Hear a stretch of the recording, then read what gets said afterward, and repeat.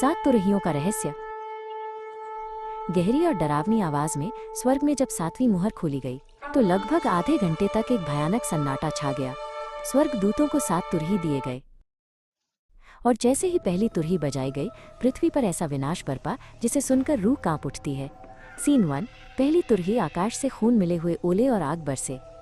धरती का 1/3 जल गया, पेड़ पौधे जलकर राख हो गए और हरी घास का नामो निशान मिट गया। सीन 2। दूसरी तुरही। फिर दूसरी तुरही बजी और मानो आग से जलता हुआ एक विशाल पर्वत समुद्र में गिरा। समुद्र का 1/3 हिस्सा खून में बदल गया। समुद्री जीव जंतु मरने लगे और जहाज नष्ट हो गए। सीन 3। तीसरी तुरही। तीसरी तुरही पर आसमान से एक विशाल तारा जो आग की मशाल की तरह जल रहा था, नदियों और जल स्रोतों पर गिरा। उस तारे का नाम था माइनस नागदाना। पानी कड़वा हो गया और उसे पीकर अनगिनत लोग मर गए।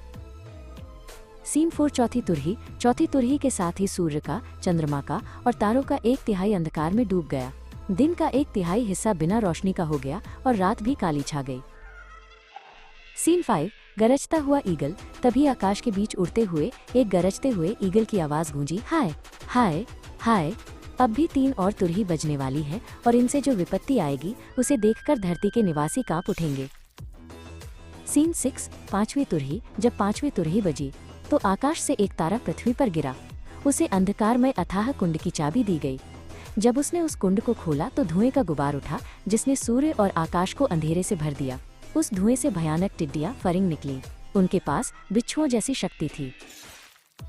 उन्हें आदेश दिया गया कि वे पेड़ पौधों को नुकसान न पहुंचाएं, पर जिन मनुष्यों के माथे पर परमेश्वर की मुहर नहीं है उन्हें 5 महीने तक यातना दे। उनकी यातना इतनी भयानक थी कि लोग मौत की तलाश करेंगे, पर मौत उनसे भाग जाएगी। ये टिड्डियां घोड़ों जैसी थी, उनके सिर पर सोने के मुकुट जैसे थे, उनके चेहरे मनुष्यों जैसे और दांत सिंह जैसे थे। उनके पास लोहे के कवच थे और उनके परों की आवाज मानो युद्ध में दौड़ते घोड़ों और रथों की गड़गड़ाहट थी। उनके पूंछ में बिच्छू जैसी डंक थी। उनके राजा का नाम है माइनस अबद्दोन, अपोलियोन अर्थात विनाशक।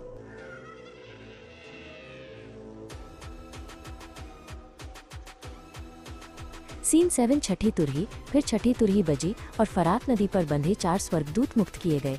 उन्हें तय समय के लिए तैयार किया गया था, ताकि वे मानव जाति का 1/3 हिस्सा नष्ट कर दें। और तब मैंने देखा -2 करोड़ 200 मिलियन घुड़सवारों की सेना। उनके कवच आग, नील और गंधक के थे। घोड़ों के मुंह से आग, धुआं और गंधक निकल रहा था।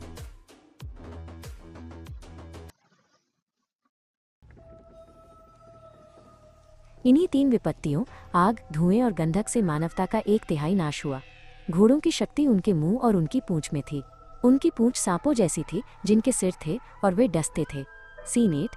अंतिम चेतावनी। फिर भी जो लोग बचे उन्होंने अपने पापों से मन नहीं मोड़ा। वे सोने, चांदी, पीतल, पत्थर और लकड़ी के देवताओं, उन मूर्तियों की पूजा करते रहे जो देख नहीं सकती, सुन नहीं सकती, चल नहीं सकती। उन्होंने न तो हत्याएं छोड़ी, न टोना टोटका, न व्यभिचार और न ही चोरी।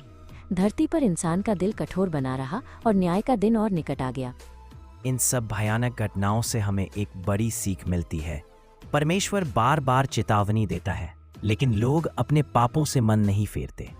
लेकिन याद रखो, जो लोग परमेश्वर पर विश्वास करते हैं, उसके चिन्ह से मुहरबंद होते हैं, उन पर ये विपत्तियां नहीं आती। इसलिए हमें आज ही अपने जीवन की ओर देखना है, पापों से तौबा करनी है और परमेश्वर के साथ सच्चे दिल से चलना है, क्योंकि जब न्याय का दिन आएगा तब पछताने का समय नहीं रहेगा। अगर यह वचन आपके हृदय को छू गया है तो वीडियो को लाइक करें, चैनल को सब्सक्राइब करें और दूसरों के साथ शेयर करें।